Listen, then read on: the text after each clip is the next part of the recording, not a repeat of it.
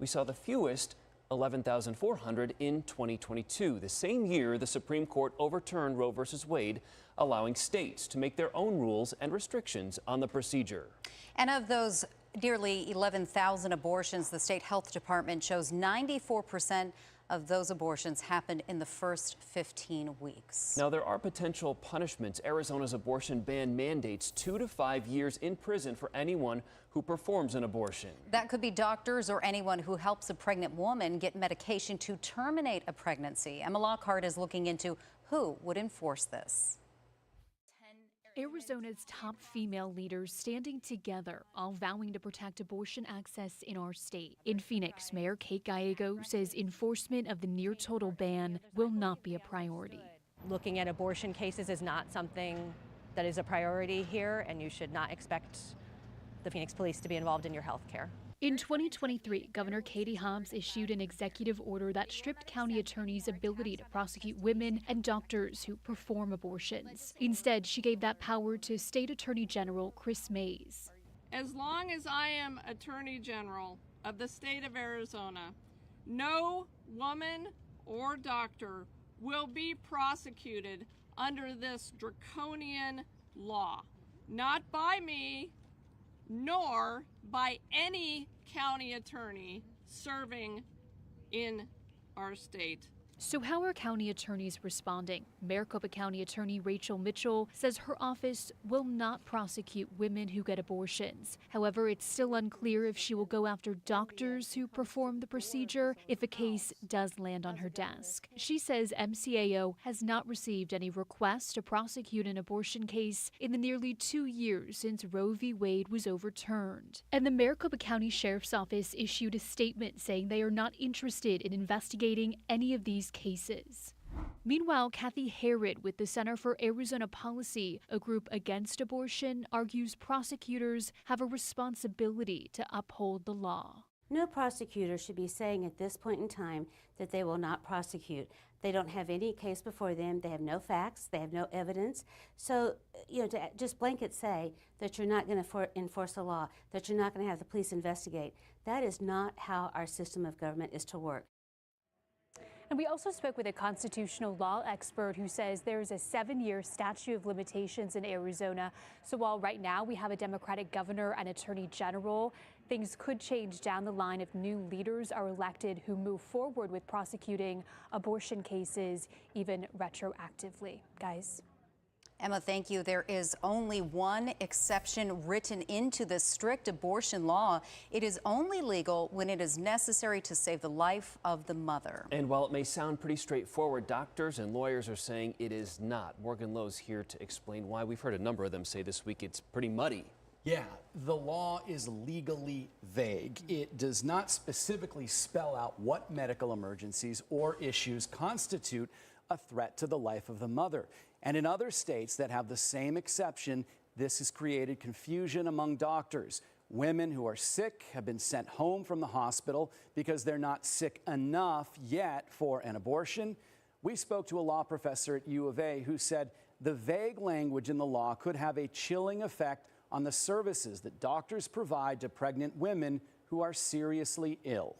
There will be doctors who are unwilling to provide services that actually would comply with the law because the law is so unclear. So they would, or, women would be put at risk, pregnant people will be put at risk because doctors, hospitals, other medical providers were unwilling to get anywhere close to the line of what this law prohibits, and would penalize with 2 to 5 years in prison. And here in Arizona, the mortality rate for the maternal mortality rate, has been rising for the past 10 years. So more women who are pregnant are dying, and the CDC says 4 out of every 5 of these deaths is preventable. And the fear here is that that number could get even worse because of this law. When you bring in attorneys and insurance companies instead of just leaving it to patients and doctors. Yeah. Important. Morgan, thank you. How the justices interpreted the law to revert back to this 1864 full abortion ban has been a big question. It is a conservative court, but each justice rules based on his or her interpretation of the law. So here is how the justices ruled: 4 in favor of the ban, 2 against it, and 1, former County Attorney Bill Montgomery, abstained over prior statements he made on social media against abortion. The 5 men and 2 women on the state Supreme Court were all appointed by Republican governors, Doug Ducey or Jan Brewer. Sarah Robinson spoke with an expert familiar with some of these judges and how they usually interpret the law that's all under the microscope now, Sarah. It definitely is. And essentially, this constitutional law expert tells me the justices who voted in favor of the 1864 law view the legal framework through the eyes of what's called constitutional originalism. Now, according to the National Constitution Center, this means they interpret the law through how it was written at the time it was written, not incorporating changes in circumstances and values over time. Constitutional law expert Robert McWhirter says even viewing it through this lens, he thinks the justices who voted in favor of the 1864 law got it wrong. He says people are born with unalienable rights and they did not have to be specifically named within the Constitution. And that was the common belief at the time the Constitution was written. In other words, you could interpret that to mean people were born with the right to have an abortion. This is why he says their ruling doesn't make sense. The approach was, since the right wasn't named, it did not exist. And I think that's fundamentally wrong. If the prohibition doesn't, in other words, if there's a realm for government to act, that curtails our rights because of another goal. But if not, we have the rights. The majority of these justices were Governor Ducey appointees, Republican governor appointees. So regardless of what the ex-governor wants to say about what the court should have done, he put the justices in that did this. He says former Governor Ducey is ultimately the one responsible for this decision. Ducey posted on social media, this ruling is not the outcome he would have preferred. Now, I reached out to ask more about why he appointed these justices and if he knew they interpreted the law through an originalist framework. He did not want to comment further. Guys.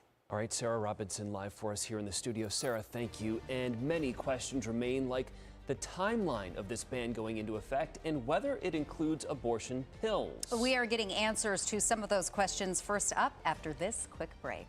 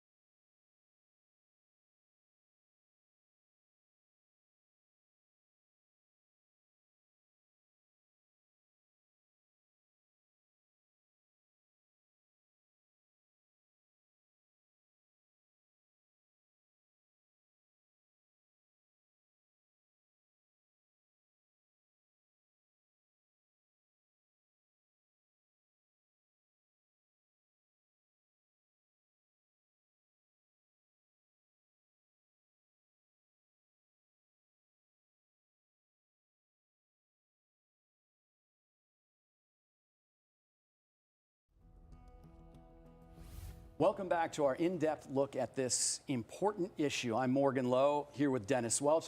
We've been getting a ton of questions from viewers, so we're going to answer some of those questions. Let's take a look at the first one here, which is, could someone who helps a pregnant woman go to another state be prosecuted? Answer is possibly. The wording of this law is fairly vague, but it does use the word procure. Yeah. If you procure a woman to get an abortion, you might be prosecuted. So it depends on how that meaning of that word is interpreted by prosecutors. And real quick, though, also, too, very much on that, it could come down to depend on how the county attorney interprets the language of that law very much, correct? Exactly. Two people could look at it a different way. I'm going to go back to the first question that I glossed over. How does the 1864 law affect doctors prescribing abortion pills? Now, this old law is fairly specific in this situation. It does mention medication. So it does appear that this law outlaws a doctor here in Arizona from prescribing an abortion pill to a pregnant woman. Next question here. Dennis, are abortions banned right now? They are not banned right now. Again, we're in that 60-day window from the ruling to when it really takes effect for a number of reasons we don't have a lot of time to get into, but it is 60 days. Until then, barring any other legislative action or any other legal actions right now, we're still under the current law of the 15-week abortion ban. That ban is in place right now. Again, includes no exceptions for rape or incest, only in cases where the life of the mother is at risk. Okay, next question here. What happens if lawmakers pass a law right away? Dennis, they've been talking about doing this. What happens if they get together next week and they say, okay, we're going to repeal this 1860s law, we're going to create a new one? Yeah, and the big repeal, we saw a lot of drama yesterday with the Republicans blocking efforts on that vote. What would happen, let's say they come back next week and pass that bill? Well, it's likely going to pass as a regular bill, meaning it would take effect 90 days at the end of the session when they adjourn for the year, sine die. So when would that happen? It's very likely that this session could drag on until June. So what does that mean? You're looking at, if let's say it drags out till mid-June, you're looking at this law taking effect possibly in mid-September. What happens a few weeks after that? Well, that's when early ballots go out for the November election, the all-important November election. And by that time, voters will be making up their mind and having the final say potentially on the abortion law and the abortion future here in Arizona. The ballot initiative. And what we've heard from sort of legal expert after legal expert is that this law is likely not going to take effect right away. It could stay in effect or without taking effect until the election. And that's what we've got. We're going to send it back to Jared and Nicole. Yeah, I mean, there are so many if-thens and what-ifs and unknowns still at this point. So folks at home, if you have more questions as this evolves, be sure to send them our way. We will work to get you answers the best we can as it develops, right? Yeah, first, will the issue of abortion access drive more young voters to the polls come November? We're hearing from young adults on both sides next.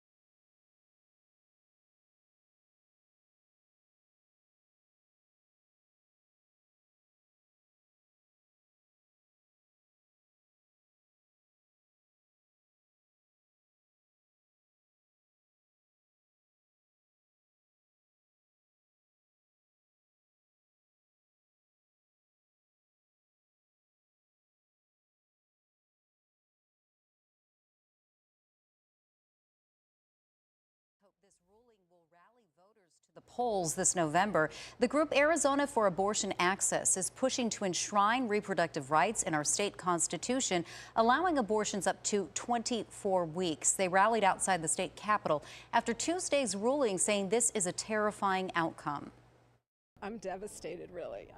I didn't think they would do this. To think of the danger that Arizona women are in now as a result of this it's just devastating. They've collected more than 500,000 signatures, which all have to be verified by July 3rd to get this on the November ballot. Another group called the It Goes Too Far campaign is actively working to convince Arizonans not to support that ballot initiative. We've got volunteers across the state that are letting people know exactly what this amendment would do, because frankly, voters are not being told the truth, and that hasn't changed.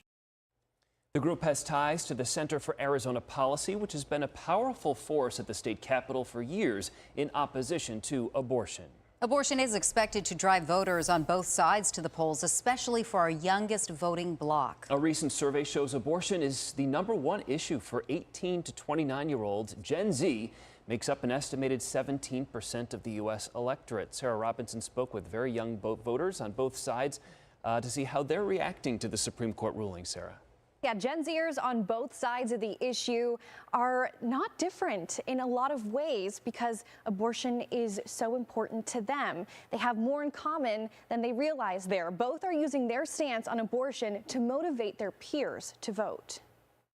A full abortion ban doesn't just limit simply abortions. I think it's just overall access to women's health care that's affected. You cannot take a life once it has begun. That is not a right for anyone, let alone a special privilege granted to women. These women have fundamentally different beliefs when it comes to abortion. One views it as a moral issue, the others a matter of reproductive rights. But they share something in common. They're part of Gen Z. Manasvi Jagtap and Francesca Martin are two advocates for abortion access at ASU. Abortion rights are human rights! Gen Z knows too that we're winning by such small margins for issues such as abortion in the state. You have our Attorney General that promises to protect that right. And her winning by 280 votes, Gen Z knows that, and they're going to show up strongly in November. The ruling from the state Supreme Court is motivating them to get their peers to the polls this November. To all of the students that were freaking out of my classroom with myself, just really shocked and devastated, I at least was able to tell them like it will be on the ballot in November and really get them excited for that at least. Kaylee Stockton is a sophomore at GCU and is against abortion and admits she once considered terminating a pregnancy and even had an appointment to get a procedure. I got pregnant at 18. Around 20-ish weeks, I considered an abortion. And because it was pre-Roe, they told me that I should keep my options open and that having a baby was going to make the rest of my life a little bit more difficult. Kaylee is sharing her story to peers on and off campus, offering a different perspective to the initiative that will likely be on Arizona's November ballot that would expand abortion access up to viability. I think it's a really dangerous proposal, and it's not the end-all be-all. They can ask, they can compromise just a little. Tufts University says there are now roughly 8 million eligible first-time Gen Z voters in this year's general election, and those votes will be critical come November. The Pew Research Center says nearly 73% of Americans ages 18 to 29 support legal abortion. Now, we wanted to find out if abortion is an important issue for our viewers. About 2,000 people answered our poll, so this is not just Gen Z, but as you can see, 60% of the people who responded said abortion is either their top priority or very important to them. Guys? Curious to see how those young voters vote up and down the rest of the ballot. Sarah, thank you. If you want your voice heard, go to our website now. It's not too late to sound off, azfamily.com. After this quick break, we're answering more of your questions about what's next and how things could play out over the next few months.